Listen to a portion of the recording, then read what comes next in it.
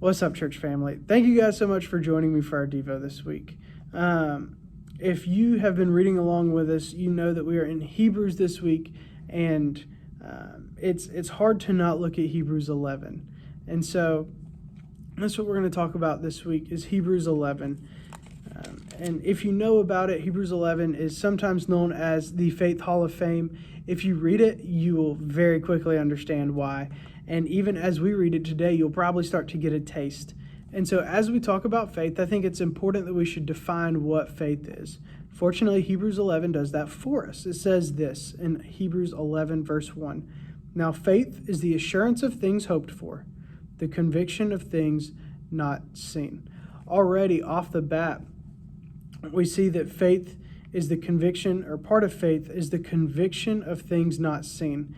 And I don't know about you guys, but stepping into something where I'm not in control or where I don't know what's going to happen, it makes me nervous. I already don't like it. But that's the reality of faith. Faith is the assurance of things hoped for and then conviction of things not seen. So let's look at some examples in this text. And so in Hebrews 11:7, by faith, Noah, being warned by God concerning events as yet unseen, in reverent fear constructed an ark for the saving of his family and his household. Hebrews 11:8, by faith, Abraham obeyed when he was called to go out to a place that he was to receive an inheritance, and he went out not knowing where he was going.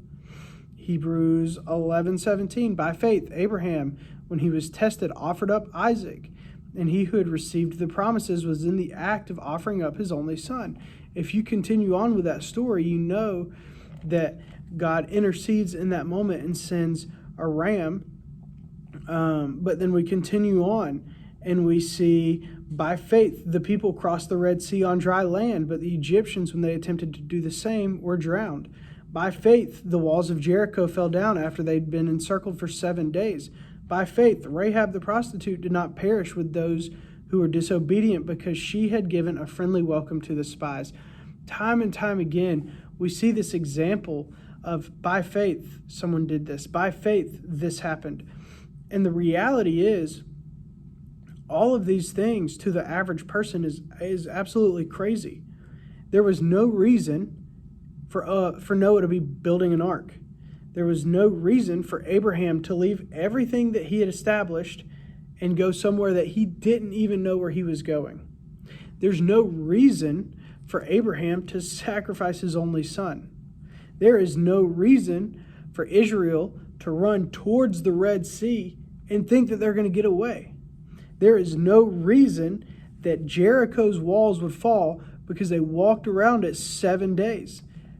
All of these things sound so crazy, but that's the reality of faith. Faith isn't easy. Faith doesn't make sense, but faith is what we have. We know that we are saved by grace through faith, that Jesus came and died on the cross for our sins. And so as we go through this Christmas season, guys, I pray that we can have faith that the Lord has a plan for us.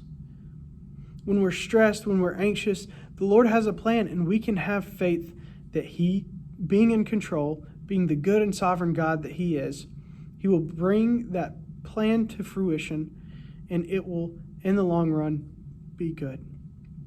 Once again, that doesn't mean that having faith is easy, but what it does mean is that having faith is worth it.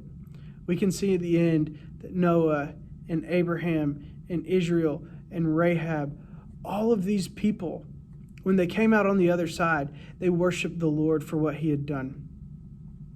And so let's have faith in our situation and have faith in the Lord so that we can worship Him when He is done and when our plans come to fruition. So thank you guys so much for joining me for our Devo this week. I hope you guys have a great week, and I look forward to seeing you all on Sunday.